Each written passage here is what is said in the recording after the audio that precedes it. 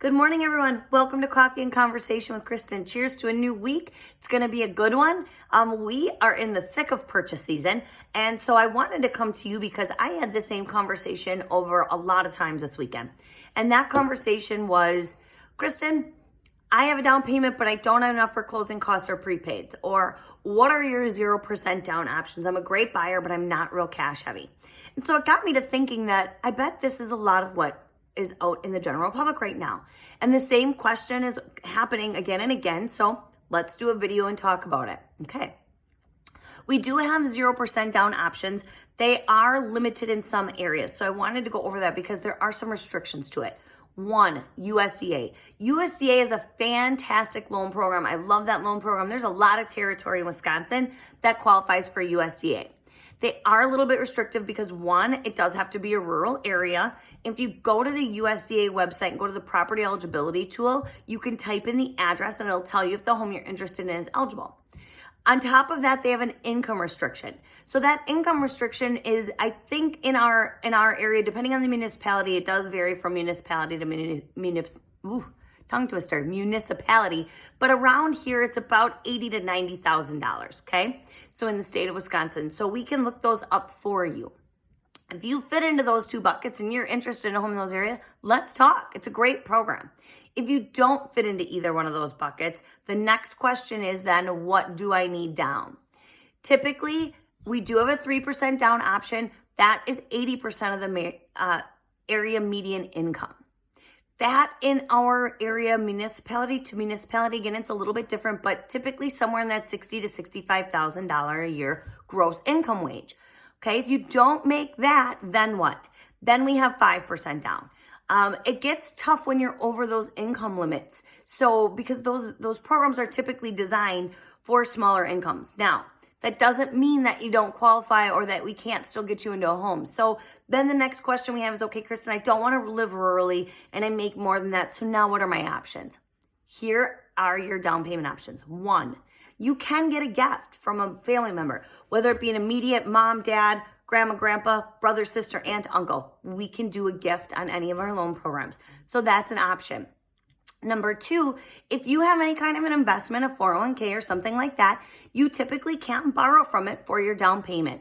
We will then have to work with your 401k, your retirement company, something investment company of that to prove that you're buying a home, which is not a lot of work on our end at all. So you certainly can look into that as being an option. Three, if you have a vehicle, let's say, for instance, that's free and clear, and you can take a loan back out on it, you can do that as long as it's a secured loan and we qualify you with the payment of that new secured loan payment. Those funds can be used towards your down payment. A lot of people are surprised by that one because they just didn't know. So I like to remind you of that because that's a good option. And sometimes it's just borrowing against yourself and what you already have. The other one is sometimes you can get a gift from from your employer. There are some restrictions there. So I'd want to talk to you because it's kind of a base to base, person to person, employer to employer, but that is an option. Some employers are even offering grants, you guys. If you work for a corporate company, look at the grant programs they have for your local areas. That's another option, is look at your area's grant programs. Green Bay has NeighborWorks. The city of Menasha has a phenomenal $5,000 down program that they are willing to give. Outagamie County's got one. I believe that NeighborWorks runs through Brown County, mostly in the city, but there are some pockets that work. So don't think about not reaching out to your municipalities for those grants. There could be some good options there. The key is we can get creative. There are things we can do to get you in these homes, to get you a down payment. You just have to work with somebody who's willing to think outside the box and help you out. So if you have any questions on that, let me know because we can do that. One of the questions I get the most, you guys, is if there's equity, can I roll everything in and nothing? Because my friend told me they didn't have to have any money down. Okay, here's the deal, you guys. The seller cannot contribute towards your down payment. The seller can give you money towards your closing costs and prepaids. That's true, but they cannot contribute towards your down payment. So if you're doing a normal FHA conventional loan where you need a down payment, those funds have to come from you via what we just said, checking and savings accounts, CDs, otherwise any of the gift options that we just discussed. Those are forms of down payment. It cannot come from the seller. So just be aware of that, because nobody's getting into a home, a typical home, from any money from the seller as far as down payment is concerned.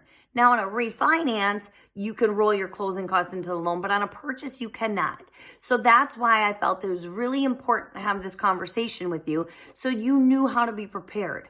Closing costs and prepaids can come to the tune, you guys, of anywhere, depending, because it's now that's based on loan amount, because you're talking about prepaid interest, insurance premiums that we don't know yet, tax bills on homes we're not sure of, okay? So this is a broad range, but setting up your escrow account along with your closing costs can be somewhere combined between $3,500 and $4,500 in a lot of cases. So it is a lot of money.